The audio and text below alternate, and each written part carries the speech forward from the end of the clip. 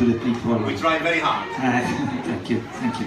Oh, well, who is Guido Gobino? Guido Gobino is a very small factory of chocolate,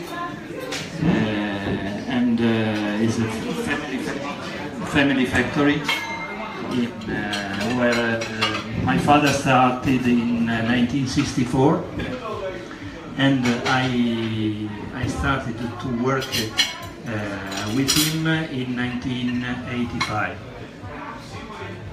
Can't be possible, you're too young. Thank you. Coffee page. And it's more than 50 years that my family produce and shake chocolate and try to sell chocolate everywhere. This is the building. We are located in the center of the city, and you have to say that in Torino, at the beginning of 19th century, it was around more than 100 factories of chocolate in the city. Now we are around 10, 12 chocolateries. But I prefer to stay in the center because there is the history in this building, there is the philosophy of our family to make chocolate. And there is a particular attention to the technology to make chocolate, to develop the receipt, and the history of the family and the history of the chocolate of Torino. Around 30 guys work with us, and it's a staff important, young, very young, and we have some son of the guys that worked with my father, for example, and this is very important for me because it's so we are a family. We are a family,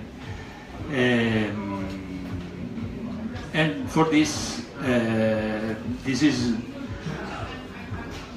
a little history of our factory and of our brand. Best ingredient selection.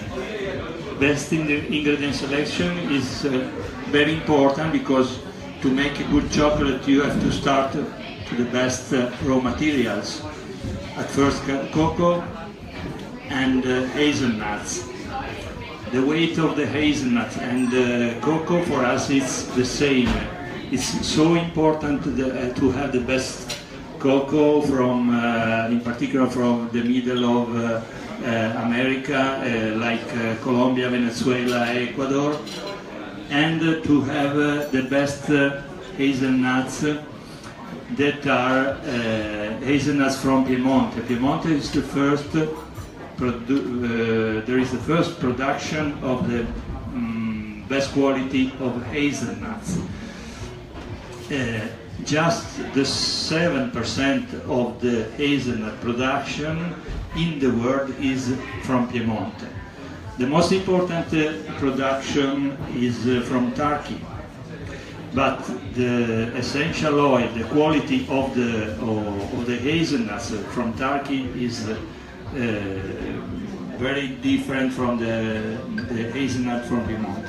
And you can feel the difference of the hazelnuts tasting the Gianduiotto. That will be the first tasting that we are going to do. And we present, I don't know if we are ready with Loredana with the tasting. Of course we are. Because my name is not Loredana, by the way. Oh, sorry. Loredana. Loredano. So the idea is your chocolate is going to come out and is going to have a specific shape So you're gonna start from one chocolate and then move your way around. Yeah. And we're gonna be around you just to show you how to go. Don't get confused, but it's gonna be very easy because each chocolate tasting that we're gonna do, we're gonna show you the chocolate that we actually tasting. It's gonna be difficult by the 6th glass of wine, but you know, until the 3rd we should be quite okay. So we can start serving the first wine, because it is a wine.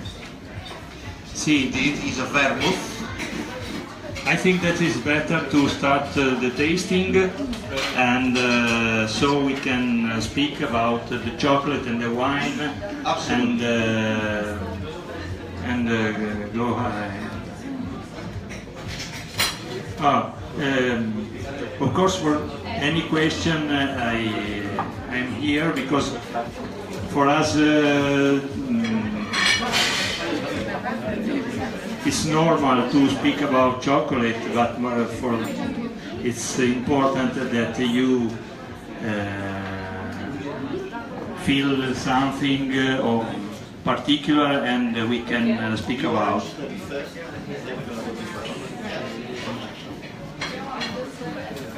We're going to start from the orange one here.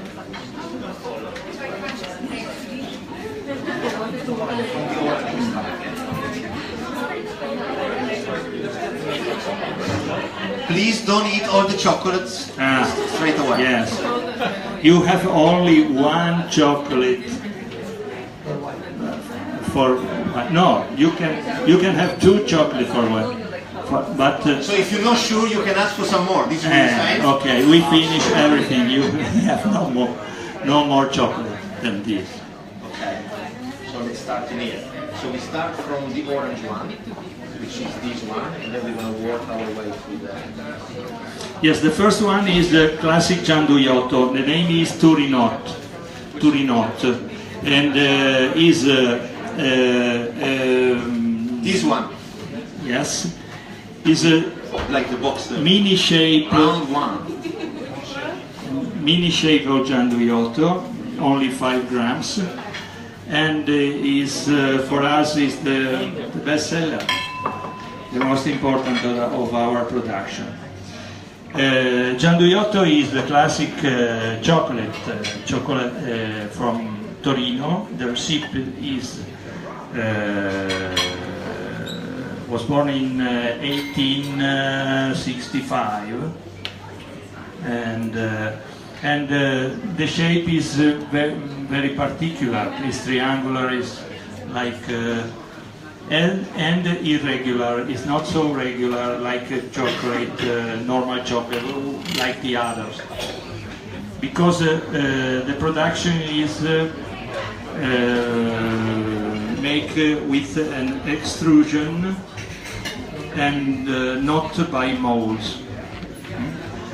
The ingredients are first hazelnut from Piemonte, around 30% in this case, sugar, cocoa butter, and milk.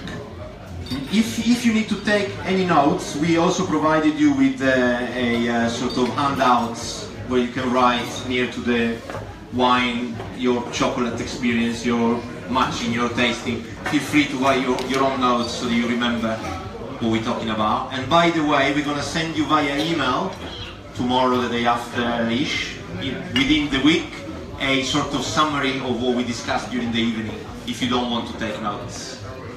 That's it. Sorry, Guido. Okay, you can try it, you can start. Please, Yes, we can start. Please. We can get it up Please.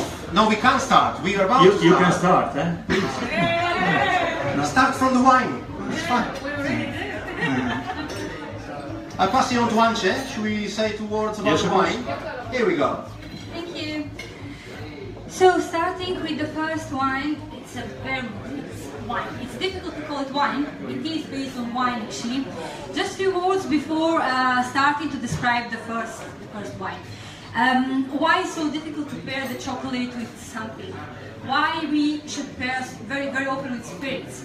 Because of the sweetness. It's very easy. When you have savory things, you pair it with acid wine, with something fresh. When you have very much sugary things, you need something sugary. So it's very difficult to find the balance actually, even if it seems really easy to do. People think, okay, I have some meat, so it's difficult to pair. No, it isn't. You'll find there are plenty of dry wines to pair with. When it comes to cakes, chocolates, fruit cakes, whatsoever, it's really difficult to find the right pairing because of the amount of sugar that every dish contains. So